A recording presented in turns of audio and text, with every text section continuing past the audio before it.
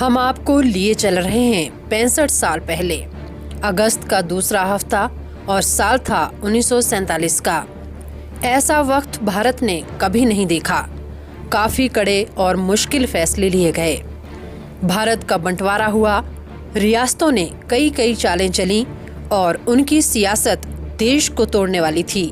क्या कुछ हुआ पर्दे के पीछे और कैसे शक्ल मिली हिंदुस्तान और पाकिस्तान को, ये सब जानना बेहद जरूरी है।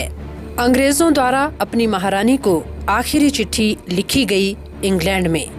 लिखने वाले थे लॉर्ड माउंटबेटन।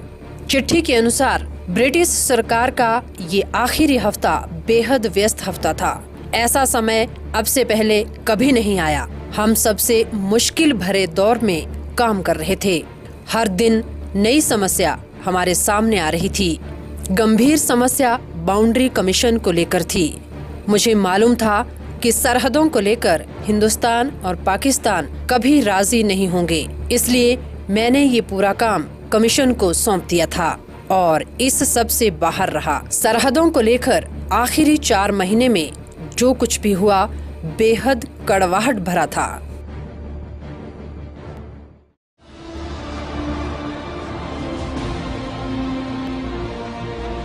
जिस कड़वाहट का माउंटबेटन जिक्र कर रहे हैं उसकी वजह है ये कागज। 15 अगस्त 1947 से पहले खींचा गया भारत का ये नक्शा, बंटा हुआ सा छोटे छोटे टुकड़े वाला हिंदुस्तान, जब कई रियासतें और कई राजा थे, सबकी अपनी अपनी हुकूमत थी।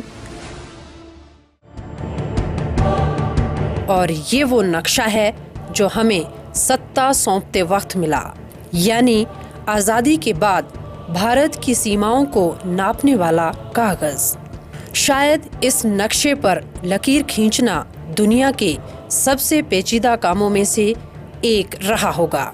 इसको बनाने का काम तब हो रहा था जब भारत को सत्ता की चाबी मिलने में सिर्फ 1 हफ्ता बाकी था, और ये सब हो रहा था दिल्ली के ऐसे ही दिखने वाले एक छोटे से बंगले में। जिस शख्स को नक्शा बनाने का काम दिया गया उसका नाम था रेडक्लिफ। वो तब ब्रिटेन में जज थे। यहाँ रेडक्लिफ और उनकी टीम दिन रात कई फैसले ले रही थी। बार बार नक्शे बनाए और बदले जा रहे थे।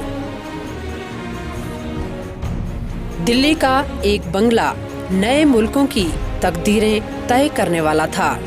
सिर्फ यहीं बैठे लोगों को मालूम था कि आने वाले भारत व पाकिस्तान के हिस्से में दरअसल क्या क्या आने वाला है। भारत और पाकिस्तान के नेता नेहरू व जिन्ना को तो सही खबर भी नहीं थी कि कैसा नक्शा बन रहा है। प्रॉब्लम्स आएंगे और बंटवारा कैसे होगा, दैट एक प्रांत का एक विलेज का बंटवारा किया जाएगा, करना पड़ेगा, ये जिन्ना ने खुद ने भी नहीं सोचा था। सो ये उनके लिए भी एक surprise, it came as a surprise to him also. यहाँ हर पल पेंसिल अपना काम कर रही थी। रेडक्लिफ को पंजाब और बंगाल का बंटवारा करना था। यहाँ रहने वालों पर आने वाले भारत और पाकिस्तान का जबरदस्त दबाव था। शायद इसीलिए हर दिन 30 मील की सरहद खींचने का काम हो रहा था। ये काम जिस तेजी से चल रहा था उसी तेजी से ये कई गांवों को बीच में से काट रहा था। सरहदें बांटने की इस तेजी में खेत खलियान, गांव व फैक्ट्री सब उजड़ रहे थे। हर एक गांव और इंच जमीन के लिए दोनों तरफ के लोगों की अपनी अपनी दलीलें थीं। ये सिर्फ भौगोलिक दृष्टि से डिफिकल्ट था ऐसा नहीं है, हर एक चीज के पीछे लोगों की भावनाएं जुड़ी हुई थी। So when you are divide, आप जब भी बंटवारा कर रहे हो सिर्फ भूमि का बंटवारा नहीं कर रहे हो, every time you are dividing the feelings of the people.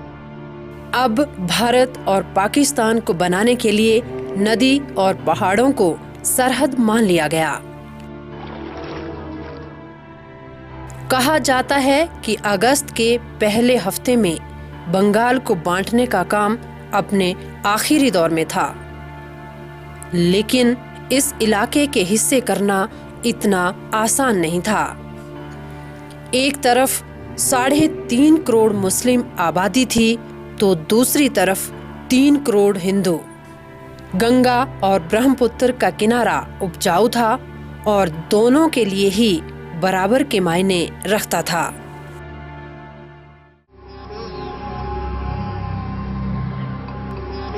लेकिन शायद इससे भी ज्यादा कठिन था उस सांस्कृतिक पहचान को बांटना जो हिंदू और मुस्लिम को एक करती थी। बंगाल के लोगों की बोली, रहन सहन, खाना पीना और यहाँ तक कि कवि भी एक ही थे। Rabindranath Tagore was revered in both. ऐसा नहीं कि ईस्ट बंगाल नहीं मानता था और वेस्ट बंगाल मानता था, या वेस्ट बंगाल मानता था और ईस्ट बंगाल नहीं मानता था। Rabindranath Tagore was a pride of entire Bengal. So ऐसा नहीं है कि हिंदुओं को वो चाहते थे और मुसलमानों को नहीं मानते थे, ऐसा नहीं है। So it was very difficult because culturally they are one, religiously they may be different, but their language is one. East Bengal does not speak Urdu, remember. They speak Bengali. And therefore, their division was very, very difficult. दूसरी ओर पंजाब सबसे बड़ी चुनौती बन चुका था। मुस्लिम, हिंदू और सिखों की छोटी छोटी आबादियों को बांटना अब टेढ़ी खीर लग रहा था। स्वर्ण मंदिर अगर अमृतसर में था तो उसके दोनों तरफ मुस्लिम आबादी। ऐसा ही कुछ हाल ननकाना साहिब का भी था। यहाँ भी 1.5 करोड़ हिंदू, तकरीबन उतने ही मुस्लिम और 50 लाख सिख बसते थे। लाहौर में हिंदुओं की और सिखों की बहुत ज्यादा तादाद में ये थी, तो उनको ऐसे लगता, क्योंकि नानकाना साहब तो लाहौर के कुछ 40 किलोमीटर बाद में है और नानकाना साहब तो सिखों का बहुत सबसे बड़ा ये है, तो उनको लगता था कि ये तो जरूर भारत में ही जाएगा। करीब 18,000 छोटे बड़े गांव और शहर थे जिन्हें बांटने का काम रेड क्लिफ को करना था।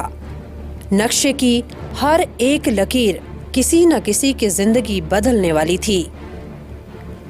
वक्त बहुत कम था, इसलिए नक्शा बनाने वालों ने खुद को उस छोटे से बंगले में बंद कर लिया। 11 और 12 अगस्त की देर रात तक यहाँ काम चलता रहा। रेड क्लिफ अब तक समझ चुके थे कि वो इस आज़ादी का सबसे मुश्किल भरा काम कर रहे हैं। 13 अगस्त की सुबह रेड क्लिफ के सहायक ने वायसराय को 2 लिफाफे दिए। इन दोनों में आने वाले भारत और पाकिस्तान कैद थे। अब तक अंग्रेज फैसला ले चुके थे कि सीमाओं की असलियत वो 15 अगस्त तक किसी को नहीं बताएंगे। आखिरी वायसराय मानकर चल रहे थे कि अगर किसी को भी इनके बारे में भनक लग गई तो वो इन्हें मानने से इनकार कर देगा। वायसराय के आदेश पर इन दोनों लिफाफों को तिजोरी में रख दिया गया। ऐसा शायद ही किसी मुल्क के साथ हुआ हो कि जिस शख्स को बंटवारे का काम दिया गया हो वो दरअसल इस देश को जानता ही न हो।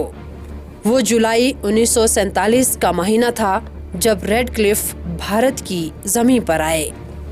2 देशों के बंटवारे के लिए उन्हें 2 मुस्लिम, 2 हिंदू और 1 सिख सलाहकार दिए गए, लेकिन वो नक्शे की हर बारीकी पर इतना लड़े कि आखिरकार रेड क्लिफ ने उनसे मिलना ही बंद कर दिया। रेड क्लिफ जानते थे कि अगस्त महीने में वो जो कुछ कर रहे हैं उसे बार बार इतिहास टटोलता रहेगा। रेड क्लिफ को एहसास हो चला था कि वो किसी को खुश नहीं कर पाएंगे। अपने दिल की बात उन्होंने अपने भतीजे को लिखी चिट्ठी में कही। मुझे मालूम है कि मैं पंजाब और बंगाल की जो सीमाएं बांट रहा हूं उसे लेकर भारत में कोई प्यार नहीं करेगा। इस देश में करीब 8 करोड़ लोग हैं जो अपनी शिकायतें लेकर मुझे ढूंढते रहेंगे, लेकिन मैं ऐसा नहीं चाहता। रेड क्लिफ को जो डर था वो सच साबित हुआ। नक्शे को लेकर एक तरफ कांग्रेस के नेहरू थे तो दूसरी तरफ मुस्लिम लीग के लियाकत अली। बंगाल को बांटने पर जो रस्साकशी चली उसकी रिपोर्ट अब सार्वजनिक हो चुकी थी।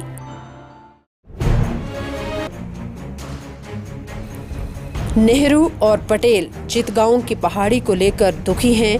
वो यहाँ रहने वालों से वादा कर चुके थे कि उन्हें कभी पाकिस्तान में नहीं जाने देंगे।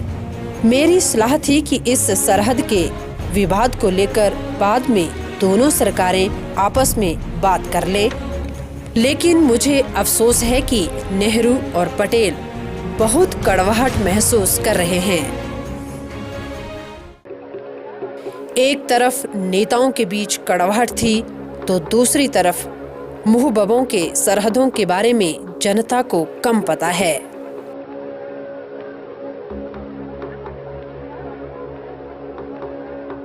अगस्त के इस हफ्ते में ये नक्शा आफत से कम कुछ भी नहीं था। अंग्रेजों का एक तबका कह रहा था कि दोनों मुल्कों के नक्शे 15 अगस्त के बाद खोले जाएं, लेकिन कुछ ऐसे भी थे जिनकी दलील थी कि सरहदों के बारे में न बताने से हालात और बिगड़ सकते हैं। अब तक पंजाब भड़कने लगा था।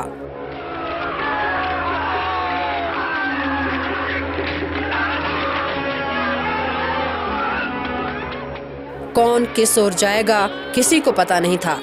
अपने हिस्से की जमीन को लेकर मारकाट शुरू हो चुकी थी।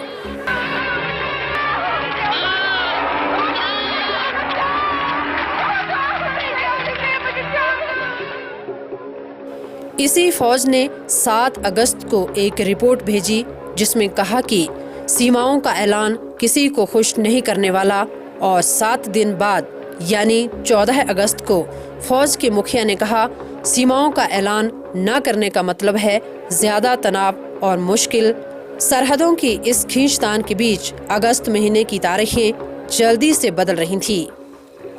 हिंदुओं के लिए ये श्रावण मास है और मुसलमानों के लिए ये रमजान का महीना था।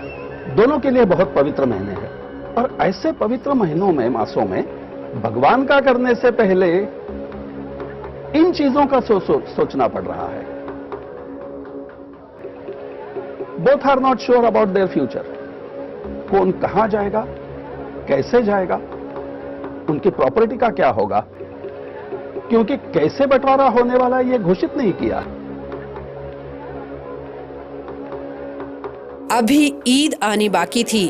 19 जुलाई से शुरू हुआ महीना 16 अगस्त को खत्म होना था, लेकिन चारों तरफ तो बुरी खबरें थी। पारा लगातार चढ़ रहा था।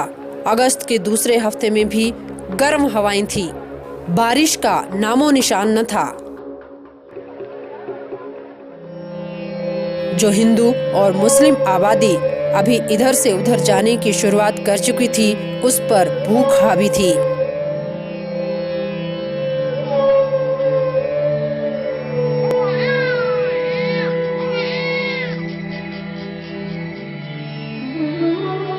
कैसे खुले भारत और पाकिस्तान की सरहदों वाले अक्षर, और उसके बाद क्या हुआ बताएंगे सिर्फ थोड़ी देर बाद।